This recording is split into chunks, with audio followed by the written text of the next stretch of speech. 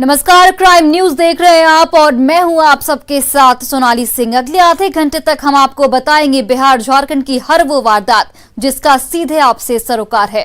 पूछेंगे पुलिस प्रशासन से सवाल, देना पड़ेगा हर एक जुर्म का जवाब। करेंगे छोटी से छोटी वारदात की गहनता से पड़ताल। तो चलिए शुरू करते हैं खबरों की पड़ताल।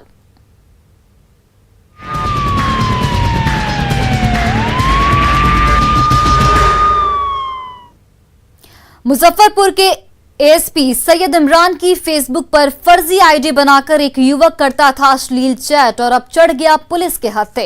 इस रिपोर्ट को देखिए। एएसपी की फेसबुक पर फर्जी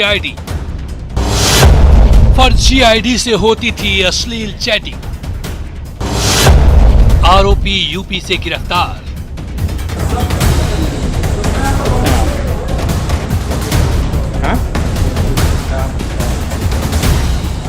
ये जो हाथों में हथकड़ी लगाए खड़ा है, इसका नाम सद्दाम हुसैन है। यूपी के रहने वाले हैं, जो बहुत ही आशिक मिजाज का है और आज अपने करतूतों के कारण इस हालत में है। इनकी आशिकी नए दौर की है, वो भी नए स्टाइल में। ये जनाब फर्जी फेसबुक आईडी बनाकर लड़कियों के साथ अश्लील हरकत और यौन उत्पीड़न करते थे। पकड़े जाने के बाद जब इस जनाब से पूछा गया तो क्या जवाब दिया, आप भी सुन लें।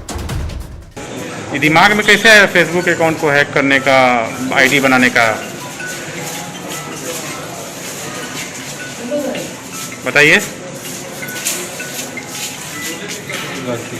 हाँ? सुना आपने, इनके माफी मांगने में टशन ही दिख रहा है। कहीं से नहीं लग रहा है कि इस जनाब को कोई अब अफसोस भी है। खैर, अब बताते हैं कि ये जनाब किसका फेसबुक आईडी से फ्रॉड कर रहे थे। ये जानकर आप भी हैरान हो जाएंगे।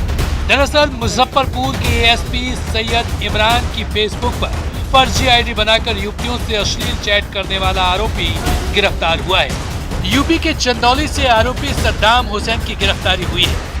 करीब 1-1.5 महीने पहले से मुझे बहुत कंप्लेंट्स आना शुरू हुई मेरी ओरिजिनल फेसबुक आईडी पे, मेरे सरकारी नंबर पे भी, कि आपका फ़ोटो लगा करके, आपका नाम इस्तेमाल करके कोई व्यक्ति फेसबुक आईडी बनाया है और हमसे बातचीत कर रहा है। बातचीत के क्रम में वो हमें नौकरी देने का झांसा देता है पुलिस में, और उसके एवज़ में वो अश्लील फ़ोटोज़ डिमांड कर रहा है।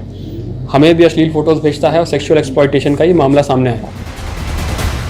आरोपी सद्दाम हुसैन कैसे इसे ऑपरेट करता है, ये सुनिए आईपीएस अधिकारी इमरान मसूद के जुबानी। ये इसने मेरा फ़ोटो गूगल से, यूट्यूब से और बाकी जगह से उसने लिया, मेरे ओरिजिनल प्रोफाइल से भी लिया। वहाँ से ले करके उसने मेरे नाम से एक आईडी बनाई अपने ही मोबाइल में, अपना सिम इस्तेमाल करके, और आईडी बना करके ये करीब 4-4.5 हज़ार लोगों को उसने फ्रेंड रिक्वेस्ट भेजी। उसने फ्रेंड्स बने और इसमें उसने मेनली टारगेट वो लड़कियों को करता था और उनसे इस तरह से एक्सप्लॉइट करता था। सोशल मीडिया अगर हमारे लिए सुविधा की वस्तु है तो उसके खतरे भी बहुत ज़्यादा है, इसलिए सोशल मीडिया का इस्तेमाल करते वक्त विशेष सावधानी की ज़रूरत है। सुधीर कुमार, न्यूज़ 18, मुजफ्फरपुर। मुंगेर के खड़गपुर थाना के बरुई मंडल टोला में मुकेश सिंह की बेखौफ अपराधियों ने सरेआम गोली मारकर हत्या कर दी। घटना के समय मुकेश घर के बाहर ही बैठा हुआ था। हत्या की वजह भूमि विवाद बताया जा रहा है। वहीं 5 लोगों की गिरफ्तारी की सूचना मिली है। इस घटना के बाद पूरे गांव में कोहराम मच गया और परिजनों का रो रो कर बुरा हाल है। खड़गपुर थाना अंतर्गत बड़ुई गांव में एक व्यक्ति की गोली मारकर हत्या कर दी गई है। पुलिस जब वहां पर पहुंची तो पाया एक पानी के लिए बने सोख्ता में भारी मात्रा में विदेशी शराब को बोरे में बंद कर छुपा कर रखा था। आप देख सकते हैं कि कैसे पुलिसकर्मी इस पानी के सोख्ते में घुसकर शराब से भरे बोरे को निकालने में लगे हैं और कितनी मशक्कत कर रहे हैं। उस सूचना के आधार पर हम सभी टीम वहां जा करके जो है छापामारी किए तो वहाँ से 846 है ना, 846 180 ml का जो है इंपीरियर ब्लू पकड़ाया है। अग्रतर कार्रवाई की जा रही है। बेगूसराय के नगर थाना क्षेत्र स्थित सुभाष चौक पर अपराधियों ने जमकर कहर बरपाया है। यहां पर 3 युवकों को गोली मार दी गई। इस घटना में फुलवरिया थाना क्षेत्र के मालती निवासी अंकित कुमार की गोली लगने से मौत हो गई। वहीं नगर थाना क्षेत्र के हर्रख कोठी निवासी अंशुमन कुमार और विश्वनाथ नगर के रहने वाले राजा कुमार गंभीर रूप से घायल हो गए। दोनों घायलों को हॉस्पिटल में भर्ती कराया गया है। अभी तक घटना के संबंध में यह नहीं पता चल सका है कि आखिर अपराधियों ने किस वजह से इस घटना को अंजाम दिया।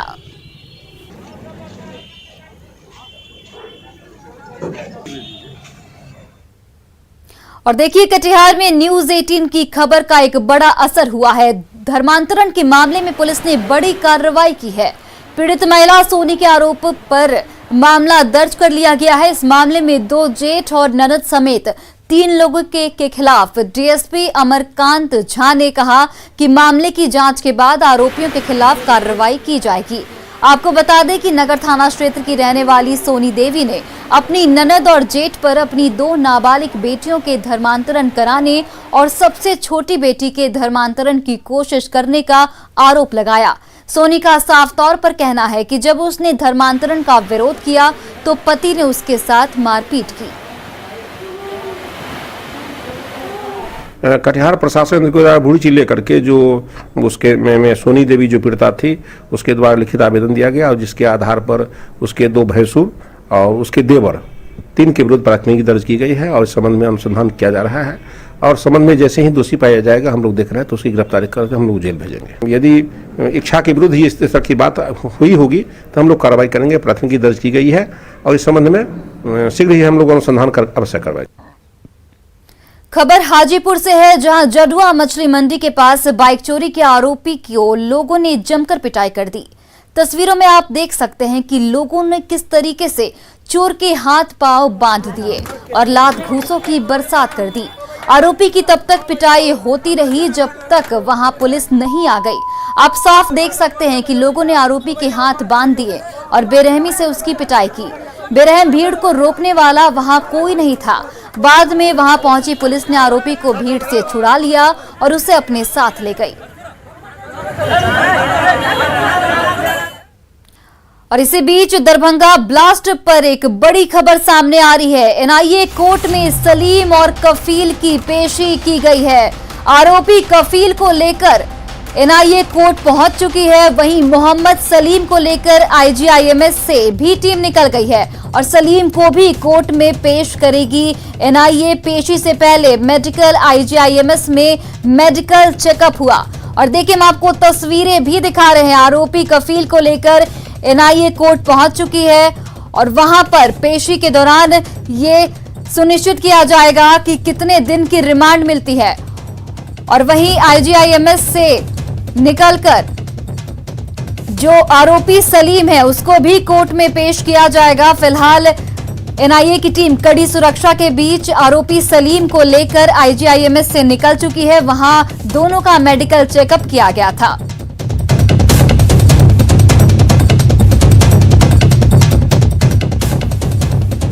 और देखिए, दरभंगा पार्सल ब्लास्ट मामले में एक बड़ा अपडेट सामने आया है। मोहम्मद सलीम को लेकर आईजीआईएमएस से टीम निकल चुकी है और सलीम को भी कोर्ट में एनआईए पेश करेगी। अब से कुछ ही देर में दोनों की एनआईए के कोर्ट में पेशी होगी और पेशी से पहले मेडिकल आईजीआईएमएस में दोनों का मेडिकल जांच कराया गया और जिसके बाद दोनों को अब एनआईए कोर्ट ले जाया जा रहा है। हालांकि एक आरोपी पहले से एनआईए कोर्ट पहुंच चुका है, वहीं दूसरा जिसका आईजीआईएमएस में इलाज चल रहा था, जिसको यूरिन की इन्फेक्शन थी, आरोपी कफील को भी लेकर कोर्ट पहुंची एनआईए। और अब से कुछ ही देर में दोनों की पेशी की जाएगी और उसके बाद ये सुनिश्चित किया जाएगा कि आखिर कितने दिन की रिमांड दोनों को मिलती है। सलीम को आप देख सकते हैं तस्वीरों में। सलीम जो है वो दरभंगा पार्सल ब्लास्ट का मास्टरमाइंड बताया जा रहा है। यूपी के दोनों आतंकी इसमें नहीं है। और देखिए, हम आपको तस्वीरों के जरिए भी दिखा रहे हैं। एनआईए कोर्ट में सलीम और कफील की पेशी हो रही है और आरोपी कफील को लेकर एनआईए कोर्ट पहुंच चुकी है और मोहम्मद सलीम को लेकर भी आईजीआईएमएस से टीम निकल चुकी है, जिसके बाद दोनों की एनआईए कोर्ट में पेशी की जाएगी। सलीम को आप देख सकते हैं खबर सहरसा से है, जहां जमीन विवाद में दो गुटों में मारपीट हुई। दोनों पक्षों में मारपीट का ये वीडियो सोशल मीडिया पर वायरल हो रहा है। इस मारपीट में एक पक्ष के 4 लोग जख्मी बताए जा रहे हैं। वायरल वीडियो बनमा इटहरी ओपी के हरहरी गांव का बताया जा रहा है।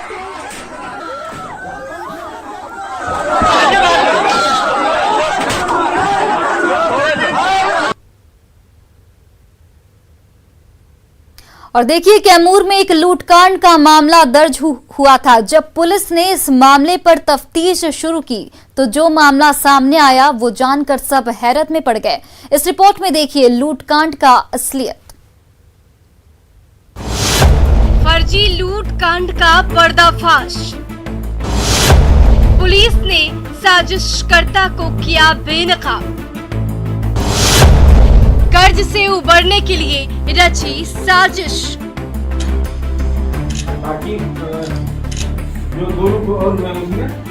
कैमूर के मोहनिया के पानापुर में 1 जुलाई को एक सीएसपी संचालक से लूटकांड का मामला दर्ज किया गया था। पुलिस ने मामले का खुलासा कर दिया है और उस खुलासे के बाद सब लोग हैरान हो गए, क्योंकि उस लूट की स्क्रिप्ट सीएसपी संचालक निसार अहमद ने ही लिखी थी। दरअसल सीएसपी संचालक ने एक झूठी लूट की घटना का मामला मोहनिया थाने में दर्ज कराया। घंटों पुलिस इस झूठे मामले को लेकर परेशान दिखी और जब सीएसपी संचालक से पुलिस ने पूछताछ की तो संचालक निसार अहमद ने अलग अलग बातें पुलिस को बताई। वहीं बाद में जब निसार अहमद से पुलिस ने कड़ाई से पूछा तो निसार अहमद ने सब सच बता दिया। आप कैसे पूरा कहानी कैसे की है, वहाँ पर कैसे घटना का अंजाम देने के लिए दिमाग लगा है? बस वही बता दिए कि हमारे साथ डकैती हुआ है 2 लाख का, संपत्ति को बंदूक गिरा के बदले गया पैसा और ऐसा कुछ नहीं था। तो दोनों मोबाइल कहाँ फेंके थे बता रहे थे? उधर कहीं रास्ते में जा रहे थे, रामगढ़ उधर गिरा दिया। अच्छा, उधर भी फेंक दिए थे। मोहनिया डीएसपी रघुनाथ सिंह ने बताया कि आरोपी सीएसपी संचालक निसार अहमद गरीबी और बेरोजगारी की वजह से अल्पसंख्यक विभाग से लाखों रुपए का लोन लिया और लोन का पैसा चुकाने में असमर्थ था, तो उसने उस साजिश को रचा और लूट का झूठा मामला दर्ज करवाया। उन्होंने बताया कि इस पर पुलिस को हरास करने का जो भी कानूनी प्रक्रिया होगी उसके तहत ही कार्रवाई की जाएगी। बिंदु पर जब पुलिस के द्वारा जांच की गई और अंत में जब इनसे भी कड़ाई से हल्का पूछताछ की गई तो इन्होंने सच्ची बात बता दिया कि ये घटना ऐसी नहीं घटी थी, बल्कि एक गरीबी के चलते और पैसा बचाने के लिए हमने ऐसा रचा। पुलिस को इतने घंटे गुमराह किए, हरास किए, उसके एवज में सब जो कानूनी प्रावधान वो तो। बहरहाल कैमूर पुलिस की टीम की सूझबूझ और गंभीरता से पड़ताल के कारण एक के बाद एक कड़ी जुड़ती गई और फर्जी लूट की पेचीदा कड़ी को सुलझा लिया गया। अपराधी को ये बात हमेशा याद रखनी चाहिए, वारदात होने से पहले दस्तक भी देती है और अपराध के बाद अपराधी अपना सुराग भी छोड़ जाता है। अब देखना होगा आरोपी सीएसपी संचालक निसार अहमद को पुलिस कितना सजा दे पाती है, ताकि ये सजा सबक के रूप में सबको याद रहे। मोबाइल न्यूज़ 18 के लिए कैमूर से प्रमोद की रिपोर्ट।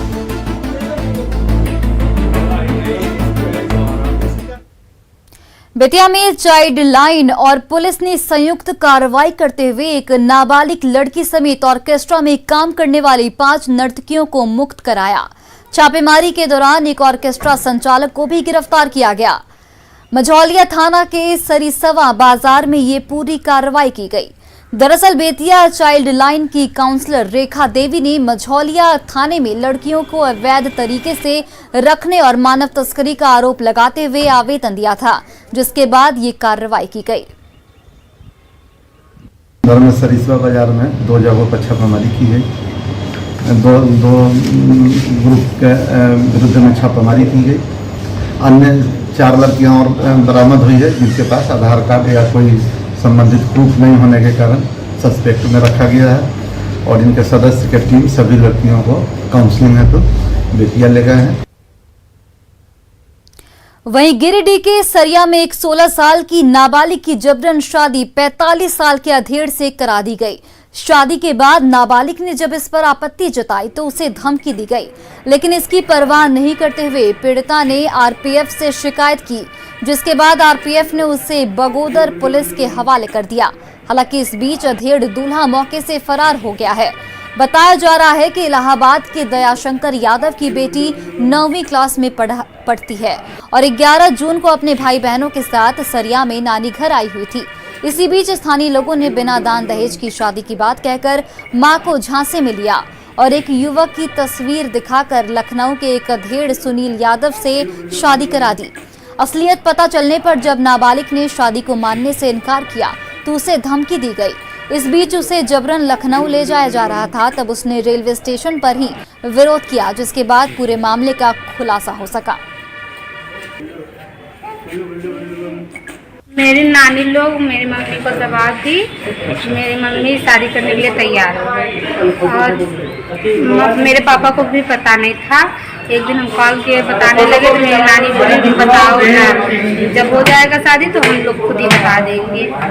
उसके बाद से ये लोग शादी कर दिए। जब कर दिए तो 3 दिन सरिया जा के लौटा देते थे। तो वही हम कल बोलने हम नहीं जाएंगे तो नहीं जाएंगे।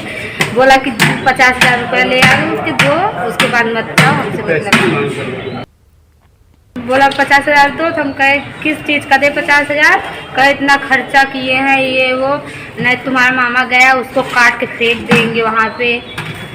तो तुम उस शादी का विरोध की ना? हाँ, हम तब आज सुबह जब आए सरिया से तो ये लोग हमको बोलने लगी सब मेरी मम्मी को, तब हम फिर सरिया भाग के गए। वहाँ पे जो प्लेटफॉर्म में पुलिस रहते हैं उनसे वो पूछने लगे तो उससे बताएं हम सारी बात, तब यहाँ से बुलाए पूरा, तब यहाँ पे ले आए। तो हम लोग को मतलब इन्फॉर्म भी नहीं किया हम लोग शादी करें क्या करें, तो हम लोग को बताना चाहिए। हम भी आते ना भाई, देखते आदमी कैसा है, लड़का कैसा है, उसके साथ जीवन भी बिताना है, कैसा रहना चाहिए, उसकी पसंद का है या अभी नहीं भी है। तो इन्होंने अपनी मर्जी शादी की, तो सुबह उनको मालूम पड़ा, कल से फ़ोन में मालूम पड़ा तो ये ईटा गारा बेरोजगारी अपना मेहनत का काम करते हैं, मजदूरी का काम करते हैं। तो वहाँ चले गए थे, तो इनको मैं हम रोक के रखा, हम कहा चलो आज बच्ची को लाना है घर पे, तो इनको मैं रोक के रखा। तो अभी हम लोग यहाँ पे पहुँचे। लड़की पर बताया कि लड़का हमको 45 साल का उम्र का था, उससे शादी जबरदस्ती हमको किया जा रहा था। तो लड़की को लेकर थाना है, जांच जारी है, बेहतर कार्रवाई जो होगा वैसा किया जाएगा। फिलहाल इनका पिताजी और चाचा भी आ गए हैं, जैसा होगा कार्रवाई की जाएगी। और देखिए धनबाद का BCCL block 4 Govindpur rail siding area कल गोलियों की तड़तड़ाहट से गूंज उठा। यहां धरने पर बैठे मजदूरों पर 3 बाइक सवार 6 नकाबपोश अपराधियों ने फायरिंग की। फायरिंग के बाद मजदूरों में अफरा तफरी मच गई। वहीं अपराधियों ने ट्रांसपोर्टिंग कंपनी के कर्मियों से मारपीट भी की गई।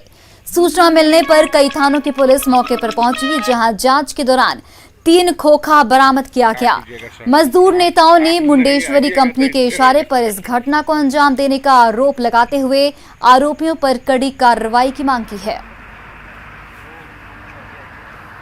मामला हम लोग बैठे हुए थे, आवाज़ सुने तो हम लोग उठ के बाहर निकले। इसके बाद उधर जो है गाली गलौज स्टाफ को करते हुए गाड़ी घूम के निकल गया। इसके बाद तो किसी को देखे नहीं। पीकेएस कंपनी गुंडागर्दी करके अपना काम चलाना चाह रहा है और लोकतंत्र का मजाक बन गया है। बागमारा में लोकतांत्रिक ढंग से लोग यहाँ आंदोलन कर रहे हैं और ये बंदूक के बल पर इस आंदोलन को खत्म करने का प्रयास कर रहा है।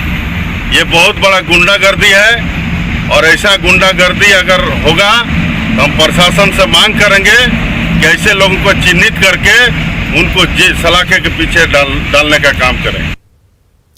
झारखंड में नक्सली अब बुलेट छोड़ साइबर अपराध की दुनिया में बड़ा खेल करने में जुटे हैं। ये सनसनीखेज खुलासा डराने वाला है, क्योंकि ये ऐसे ठग हैं जो जिनके ठिकाने सुदूर और घोर नक्सल प्रभावित इलाके में हैं। झारखंड में नक्सलियों का नया खेल।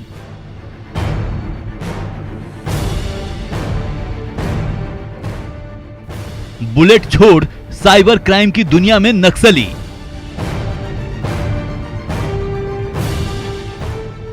लाल आतंक का हाईटेक जुगाड़।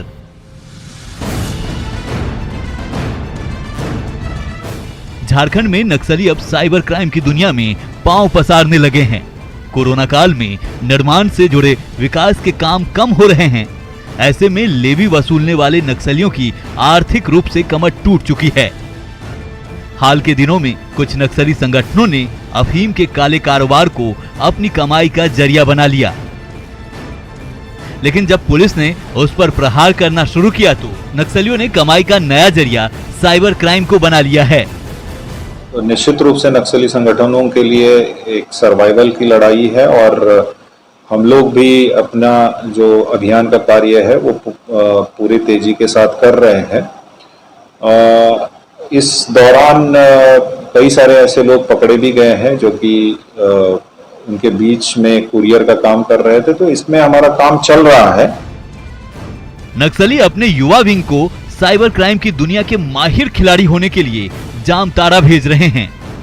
मामले का खुलासा तब हुआ जब बिहार के रहने वाले एक व्यक्ति से ठगी की सूचना पर साइबर सेल ने तफ्तीश शुरू की। जांच में ठगी में इस्तेमाल सिम का लोकेशन गिरिडीह के नक्सल प्रभावित इलाके में मिला। मामले में बिहार पुलिस ने झारखंड पुलिस से भी संपर्क साधा।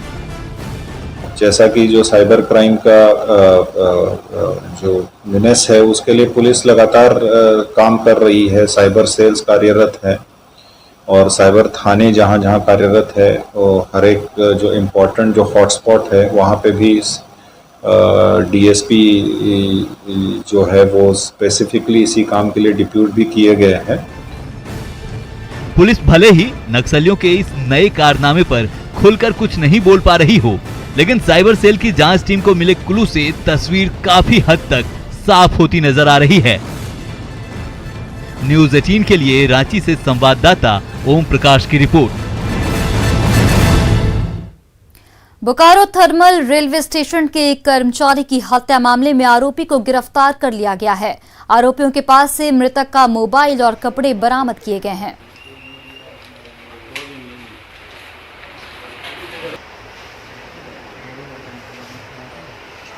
मोबाइल आप लोग काम बहुत लेकिन आसान कर दिया।